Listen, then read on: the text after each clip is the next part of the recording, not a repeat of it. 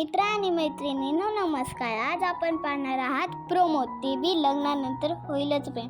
खूप दिवसानंतर काव्या मानिनी काकूंची समजूत काढत असते.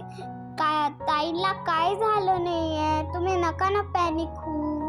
आणि त्यांचं बोलणं वसुंधरा ऐकत असते. वसुंधराला विजयचा फोन येतो. विजय पुढे म्हणतो, मी काव्याला डॅश केले. वसुंधरा विजयरावला म्हणते, विजयराव काव्या सुखरूप आहे. वसुंधरा पुढे म्हणते, काव्याने तेच कपडे घातले जे नंदिनी बाहेर जाताना घालून गेली.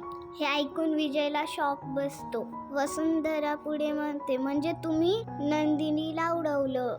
इकडे एक रस्त्यावर ॲक्सिडेंट झालेला असतो. तिथे खूप लोक जमलेले असतात आणि एक बाई म्हणते, या रस्त्यावर नेहमीच ॲक्सिडेंट होतात. आणि पलीकडून जीवा उभा असतो गाडीसोबत आणि ते सगळं ऐकत असतो.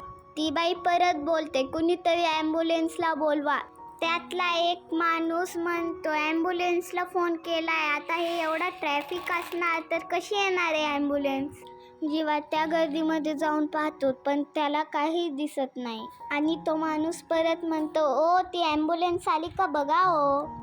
आणि जीवा तिकडून निघून जातो. आणि नंदिनी बेशुद्ध अवस्थेत तिथेच पडलेली असते. जीवा तिथून निघून जातो आणि ते लोक नंदिनीला हॉस्पिटलमध्ये घेऊन येतात. नंदिनीवर उपचार होतात आणि नंदिनी बरी होते. त्यानंतर जीवा नंदिनीला भेटायला जातो आणि जीवाच्या गळ्याला पडून नंदिनी रडते. जीवा नंदिनीला म्हणतो, थँक गॉड तू ठीक आहेस.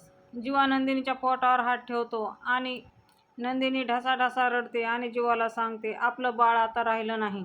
हे ऐकून जीवाला पण खूप वाईट वाटतं. मनातल्या मनात तो रडत असतो आणि तेवढ्यामध्येच काव्याचा फोन येतो. नंदिनी जीवाला सांगते, आपण हे काव्याला नको कळवायला. नंदिनी पुढे म्हणते, काव्याने जेव्हा एका बाईचं मिसकॅरेज पाहिलं होतं तेव्हा काव्या बेशुद्ध होऊन पडली होती. त्यावर जीवा म्हणतो, आपण गोष्टी लपवल्यामुळे काय काय अनुभवलंय, काय काय भोगलंय हे मला चांगलंच आठवतंय. त्यामुळं आपण खरं काय ते सांगून टाकूया. आणि परत एकदा नंदिनीला काव्याचा कॉल येतो. आता हे दोघं काव्याला ते सत्य सांगणार आहेत की काव्यापासून लपवून ठेवणार आहेत. हे सगळं आपल्याला 11 आणि 12 मे रोजी पाहायला भेटणार आहे. तेव्हा कोणीही मिस करू नका. असेच नवनवीन आणि फुल अपडेटसाठी आजच आपलं चॅनल सबस्क्राईब करा. बेल आयकॉन प्रेस करायला विसरू नका. व्हिडिओ आवडला असेल तर एखादा लाईक नक्कीच करा.